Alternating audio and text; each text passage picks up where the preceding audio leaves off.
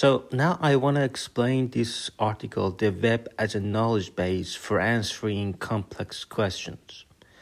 Well, you see, there are lots of beautiful papers, but I don't know why I like all of the articles of Jonathan Berendt. He's a great scholar, just like Christopher Manning. I like all of his articles. And these are great scholars. So there are 10 leading question answering benchmarks, some of them for semantic parsing, such as ATIS, GeoQuery, and Spider, Academic. Some of them for visual question answering, which I haven't really worked with. But some of them are for reading comprehension, such as complex question answering and complex web question answering, which I will explain this lecture, which is on top of complex question answering, and drop and hotbot QA that I've always explained. And so in the complex web questions, the training data is like this. We have ID, we don't care, we have question, this is important. We have SparkQL. SparkQL, this is the language of graph databases. For example, if you work with Neo4j, it has a plugin with you can use SparkQL with that as well. So graph databases are important, because we work with knowledge graphs. So and there is another part which is web snippet files. For example, have you seen that you search something in Google and it lists a lot of snippets, a lot of queries, a lot of answers, search results, and so this is complex web question dataset. So you have a question like who was the president, and the SparkQL dataset, the SparkQL query is generated is in the training data, so you can also learn how to convert the question into SparkQL. So this is what we do in semantic parsing. We always translate it to something meaningful and logical. That logic could be either in SQL of traditional databases, or on SparkQL or graph databases, or Lambda Calculus, AMR, and many other representations for semantic parsing, formalisms for semantic parsing. And these are web snippets. For example, you have a question and you have a bunch of web snippets. And so these are so the goal is to find a data set, create a data set for complex web questions. And for complex question, it requires reasoning over multiple web snippets. Not just one snippet is enough. So you have to combine different informations. So it's more challenging. And so the web as a knowledge base for answering complex questions, this is the article that I want to explain in this lecture. So we decompose this question, which is very complex, into a sequence of sub-questions, let's say.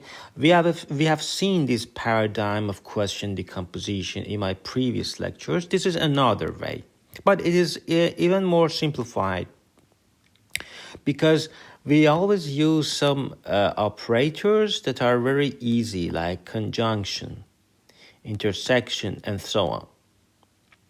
So first we say, for example, what is the author? These are the author. What is the birthplace? And for each one, it calculates the birthplace of each of the answers. And then you see it is a choreography. It's an orchestration of different sub question, how they are involved and combined together to get the answer of a complex question. So what is the challenge? Searching and integrating information from multiple sources is challenging, like open domain question answering that I've explained before. So it struggles with questions that require reasoning. And so this is the way that, for example, in CCG, formalism, which I've explained in my playlist for CCG, combinatory categorical grammar, is a very important formalism for, you can use it for semantic parsing as well. And so it has some categories. You see, the categories has syntax and also some logical form. Combination of syntax and the logical form is called the category. And it has roots in category theory. And category theory is the mathematics of mathematics. You can do everything with that. So this is another example how many people visit the public, and you see this is the logical form, and this is the answer to that. But the beautiful idea is that we are not working with CCG here. We are just using we are creating a kind of middle layer, because you know that the CCG has many challenges. I've explained several lectures about CCG because I like it very much, but some people prefer to use a simplified approach, which is creating a middle layer, something that is not as complex as logical form, and something that has all the semantic meaning and powerful ideas of semantics. So this is the framework. If you want to work with such a simple framework, so it decomposes the question into sequence of simple questions, which is submitted to a search engine. The good thing is, if you just Google it in search engine like Google, it's very easy. It gives you the answer. So because these sub-questions have simple solution, you can Google each sub-question and answer it. Of course, you have a knowledge graph, so you can query as well. So this is the original paper. It goes back to 2008. And so the semantic parsing on Freebase from question-answer pairs, it uses these, and the web question dataset is created by Beran 2013.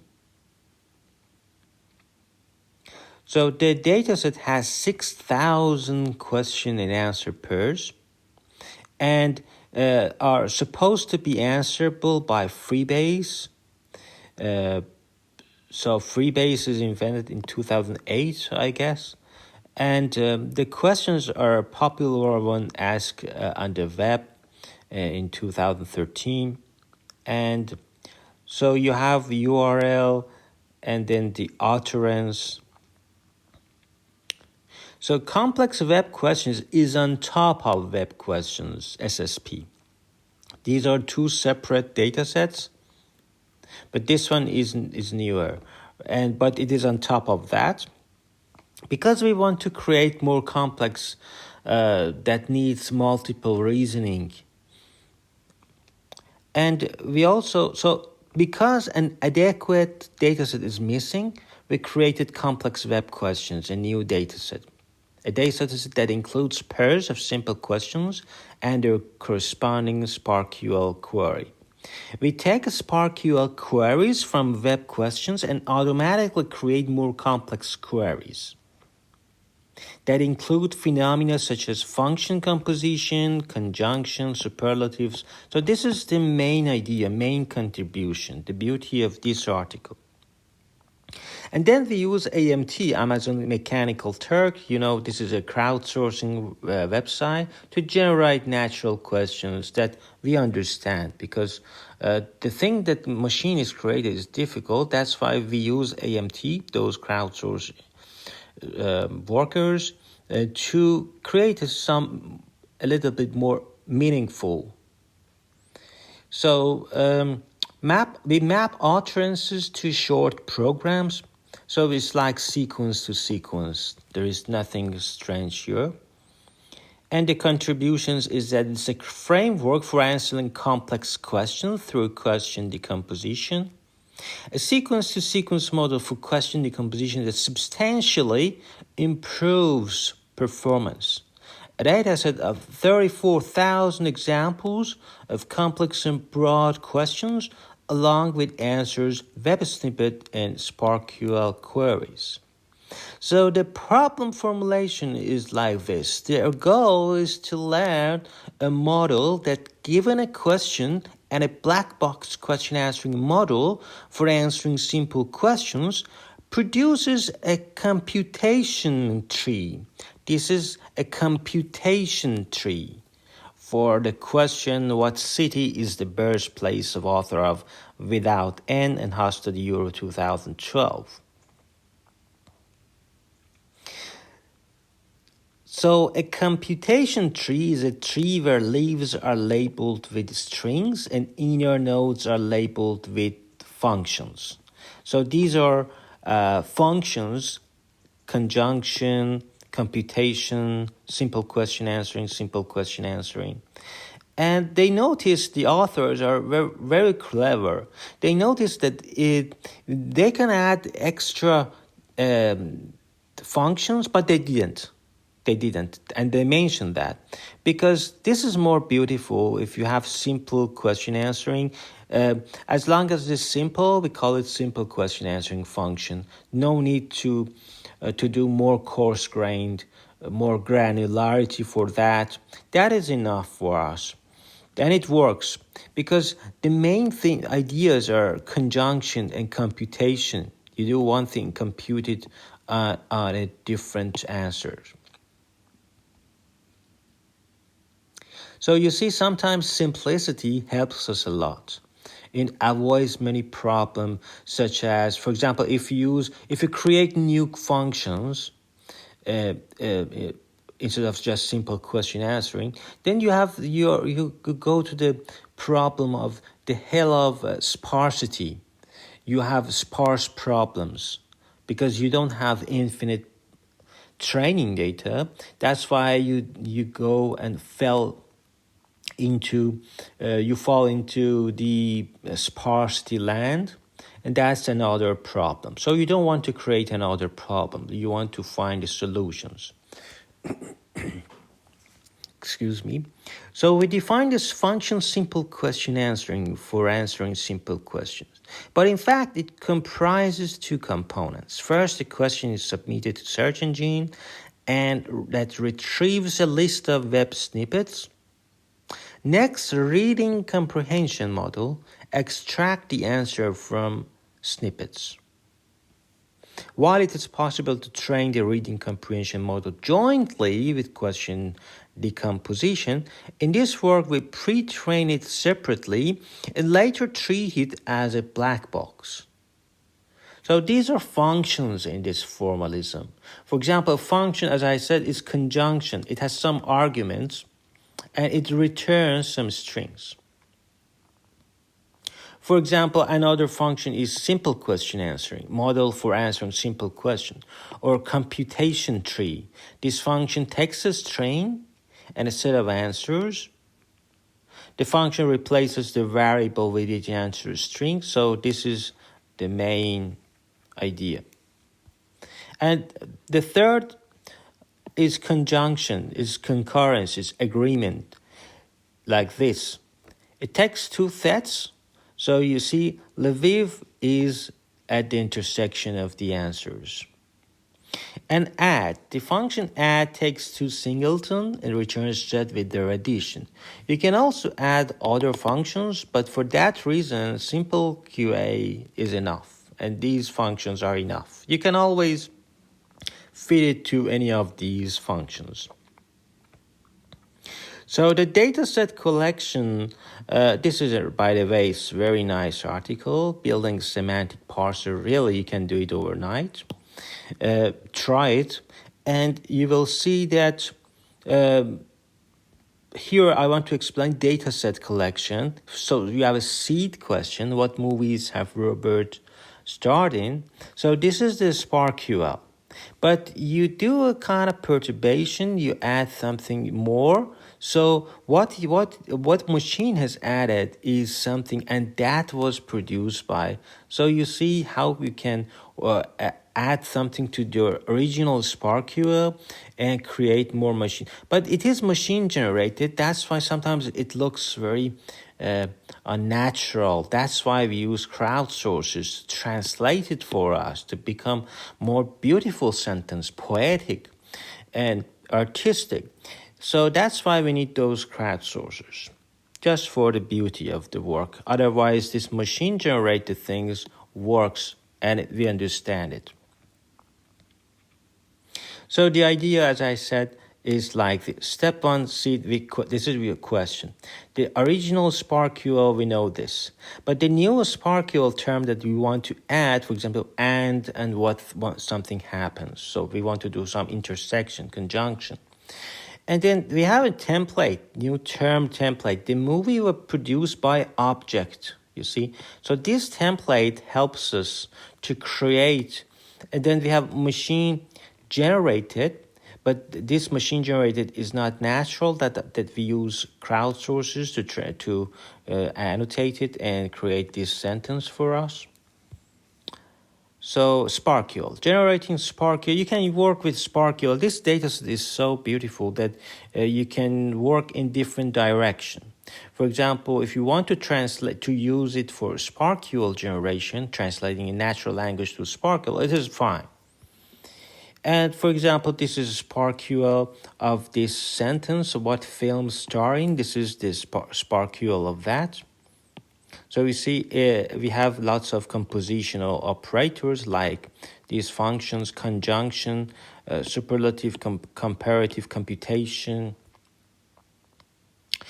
And these are, for example, in Freebase predicate, we have these are easy for Freebase because they are simple things.